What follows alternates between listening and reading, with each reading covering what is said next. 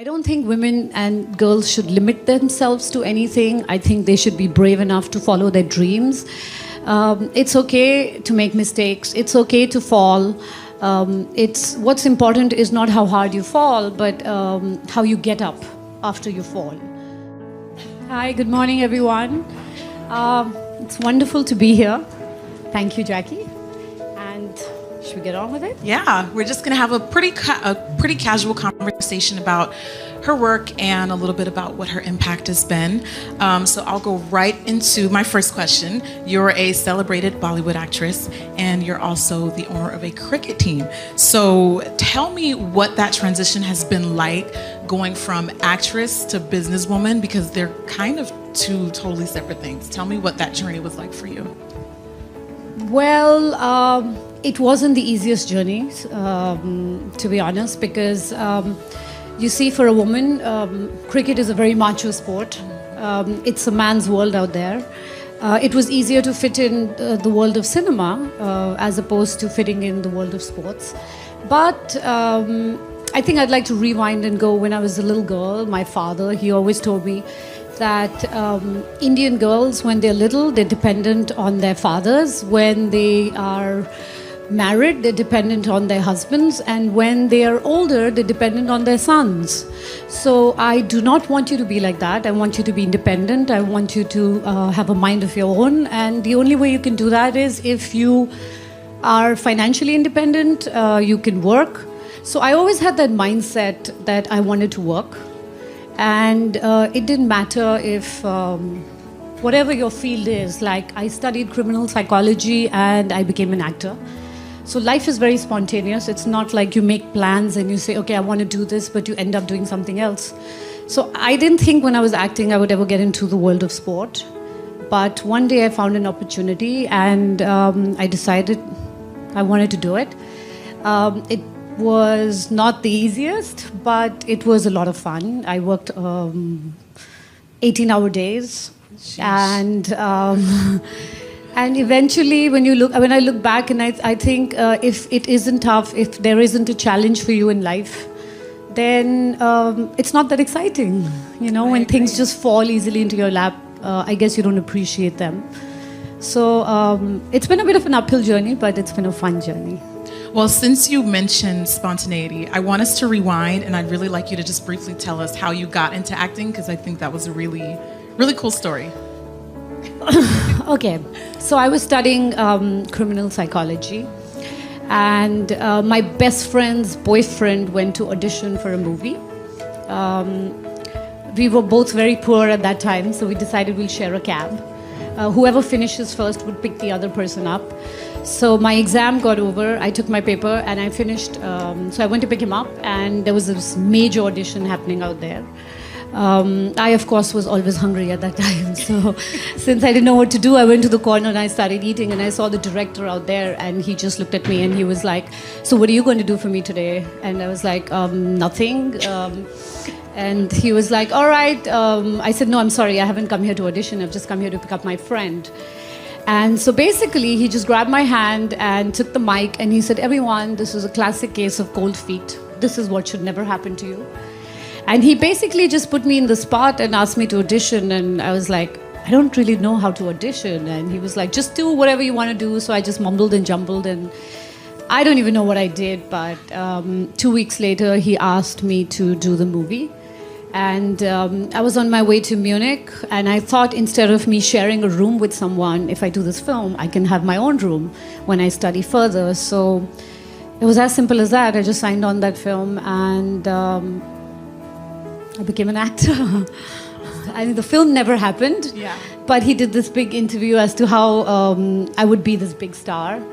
And other people came to sign me on, and I just learned everything on set. And I was extremely lucky. I worked with good directors. My first film did very well. My second film did exceptionally well. So I just became an actor.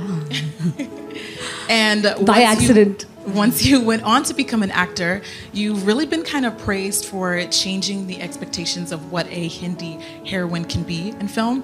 Can you tell us a little bit about how that process was for you, and just give us some tips and inspiration on how that process was for you, changing expectations of what women are like on film? Well, I don't think I would try to intellectualize anything, and I thought about it so seriously. I was just doing things that suited me. I was never the hot chick. I was never the sex symbol. I was actually very tomboyish, and so for me, I found it really difficult to be the damsel in distress all the time. I would rather be the person who fought the distress, right? So instead of focusing on roles that, I never really got those really pretty roles anyway, but I wanted to do roles that were more women of substance, that, no human being is one-dimensional, no woman is one-dimensional, but it's very easy to cast a woman as the object of desire or somebody who's like, help me, please. And Indian cinema went through this whole... the 50s, the 60s were very rich for roles for women, but then the 70s and the 80s became completely male-centered, where the hero was saving the woman, and she was always, she didn't really have a brain to think for herself. She was always being rescued. So it just started very simply as me not wanting to be rescued, and I also wanted to do roles that that showed what was happening in society at that point. And my first film was about a teenage pregnancy and unwed mother. And we are a country of now, I think, 1.25 or I don't know, billion people, and yet it was difficult for us to discuss sex. So that film was a way of going out there and saying, okay, there are so many issues. It was an issue-based film, so there are so many things that you want to talk about, and you can do it through a film medium as opposed to just being the glamour woman out there. So it started off actually very simply, and then I was really lucky. I got some really good roles, and of course I had to work hard at them, but I was also lucky that I never really got the just stand there and look pretty role. So I was lucky. That's awesome. And do you also feel like because you were given those roles, and because for the past couple of years, you've been pretty vocal about like violence against women and gender biases, can you tell me a little bit about what it was that kind of like gave you that voice and allowed you to be so vocal about issues like that, which are often shied away from? Well, I don't think it's particularly me, but I think in general, if you try to go out of the prescribed role for you in life, people usually question it. Of course, in countries that are not very developed, a woman is typically looked at a homemaker. It's very different for people to look at you and say, okay, you can also do a job. I mean, it's different, of course, in America and different other countries, but there are lots of other countries that are not so developed, and for them it's easier to look at a woman and say, okay, she is in the home, she should be married, she should have kids, and that's her role in life. Anything beyond that, when you try to step out, you get questioned. For example, me being in cricket, it doesn't matter if I work 18-hour days. It doesn't matter if I've been in the business for like 9 or 10 years. I still, when I go out there, a lot of questions I have to deal with are, oh, your hair looks really great today. That's a really nice dress. What about your makeup? So sometimes it's a little exasperating because you're like, after all these years, you still want to ask me those questions. And it's not me in particular. I think every woman goes through that. But it's changing, and I was the first woman in cricket in India, and now there are so many more women being involved. And I feel great about that. I also think that you always have to do what you want to do. You should not limit, you should not put boundaries around you and say, hey, this is not the role I want to do. It's like, because it doesn't suit me. It's okay to be a square in a hole, or, whatever the terminology is, sorry. Square in a round hole. In a round hole, or whatever it is, sorry. But it's okay. As long as you can follow your heart, it's okay, it's okay if people criticize you, as long as you know what you want to do. And people come around eventually. It might not be the easiest thing to do it in the beginning, but people do come around. And you've also been pretty vocal about human trafficking, specifically amongst girls. what do you believe, if anything, there could be done to improve that and to bring awareness to that and help that issue? Well, I would like to rewind and go to a time when, very early in my life, I saw my maid. I had this maid who was really sweet and awesome, but she used to be the one who used to work, and her husband was an alcoholic and he wouldn't work. But every time she got her pay, he would come and beat her and take the money so that he could go drink. And we tried to go to the cops and we tried to help her out. And the first thing everybody told us is, hey, don't get involved. It's none of your business. It's something personal between them. Don't get involved.